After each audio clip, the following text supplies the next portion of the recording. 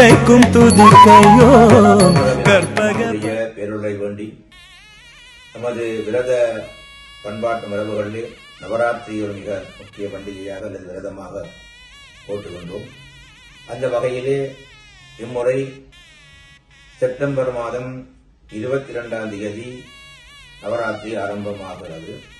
அதற்கு முதல் நாள் இந்த மகாலயபக்ஷ முடிவு செப்டம்பர் மாதம் 21ஆம் தேதி ஞாயிற்றுக்கிழமை பிதுர்களை வழிபாடு செய்கின்றதாக 15 தினங்கள் நடவடைகின்றதாக மகாலயபக்ஷ முடிவு செப்டம்பர் மாதம் 21ஆம் தேதி நடைபெறும். அதைத் தொடர்ந்து 22ஆம் தேதி தொடர்ந்து இம்முறை 11 தினங்கள் நவராத்திரி வருகிறது. இது முன்பும் பல முறை வந்திருக்கின்றது. நவராத்திரி என்பது 9 திதிகள் அடங்கிய தொகுப்பாகும். சிலவேளை இந்த திதிகள் 2 நாள் நின்றால் ஒரு நாள் அந்த எண்ணிக்கை கூடும்.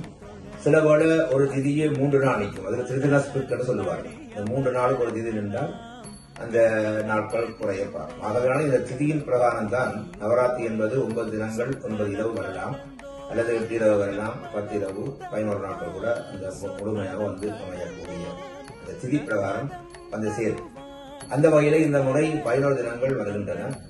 செப்டம்பர் மாதம் 22ஆம் தேதி ஆரம்பமாகி முதல் 3 தினங்களும் துர்க்கைக்காகவும், சதுர்த்தி தொடக்கம் அடுத்து 4 தினங்களும் லட்சுமிக்காகவும், 29ஆம் தேதி அன்றைய தினம் சப்தமையும் மூலமும் சேர்ந்தால் சரஸ்வதி ஆவாகனம் என்று சொல்லுவார்கள். அந்த வகையிலே 29ஆம் தேதி சரஸ்வதியினுடைய பூஜை வழிபாடுகள் ஆரம்பமாகி முதலாம் தேதி அக்டோபர் மாதம் 1ஆம் தேதி வீட்டு பூஜை ஆயுத பூஜைகள் நடைபெறும். அக்டோபர் மாதம் 2ஆம் தேதி விஜயதசமி காலையிலே வேண்டு தோற்றுள்ளவர்கள் அந்த நல்ல நாளிலே வேண்டுகள் நடத்தி வித்தியாரம் செய்கிறது வரலாம். அன்று மாலை மானம் கூடுதல் நடைபெறும். அவை இம்முறை 11 தினங்கள் வருவதற்கான காரணம் அந்த திதிகள் பங்குகள் கூடுதலாக இருப்பதனாலே இந்த 11 நாட்களிலே அந்த 9 திதிகளும் அடங்கி விஜயதசமி அக்டோபர் மாதம் 2ஆம் தேதி நிறைவடைய இருக்கின்றது.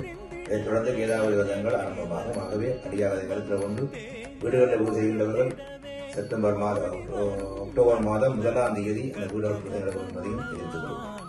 அனைத்து அடியார்களும் இந்த நவராத்திரி பூஜை வழிபாடுகளை தங்களுடைய ஆலய சூழலை அமைந்து அவர்களோடு சேர்ந்து இணைந்து அந்த வழிபாடுகளை துர்காலை அருள் பெற்றுக் கொள்ளுமாறு கேட்டுக்கொள்கிறோம்.